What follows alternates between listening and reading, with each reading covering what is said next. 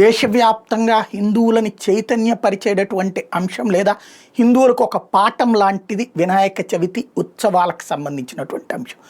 అప్పుడప్పుడు అక్కడక్కడ హనుమత్ జయంతికి శోభాయాత్రలు జరుగుతుంటే ఆ శోభాయాత్రలు అడ్డుకునే ప్రయత్నాలు చేస్తున్నప్పుడు అదేదో రెచ్చగొట్టుడు చర్య అనుకున్నారు నిజమైనటువంటి హిందువులు కూడా. కానీ ఇప్పుడు అనేక చోట్ల ఇంక్లూడింగ్ మన తెలుగు రాష్ట్రాలతో ప్రారంభమై దేశవ్యాప్తంగా అనేక చోట్ల వినాయక నిమజ్జనోత్సవంకి అడ్డుపడే ప్రయత్నం, వినాయకుడు విగ్రహాలు పెట్టద్దని చెప్పే ప్రయత్నం, వినాయకుడికి సంబంధించిన పాటలు పాడొద్దని చెప్పేటటువంటి ప్రయత్నం, వినాయకుడికి సంబంధించిన కార్యక్రమాలు పెట్టద్దని చెప్పేటటువంటి ప్రయత్నం.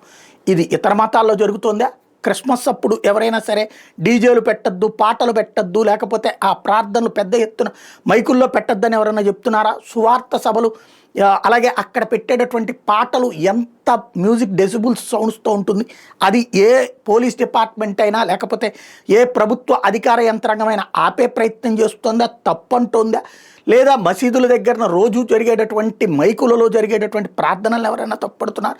లేదా వాళ్ళ మతానికి సంబంధించినటువంటి కార్యక్రమాలు జరుగుతున్నప్పుడు రంజాన్ సందర్భంగానో మరొక సందర్భంగానో ఎవరైనా కనీసం అభ్యంతరమైన వ్యక్తం చేస్తున్నారు రోడ్ల మీదనే చేస్తున్నప్పుడు? అక్కడెక్కడా లేదు. ఎందుకని? పరమత సహనం.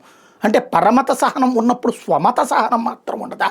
వినాయక నిమజ్జనాన్ని అడ్డుకుంటారు, వినాయకుడికి సంబంధించినటువంటి పూజల్ని వద్దంటారు, వినాయకుడికి సంబంధించినటువంటి ఊరేగింపు వేరే మతాల ప్రదేశాల నుంచి వెళ్ళొద్దంటారు.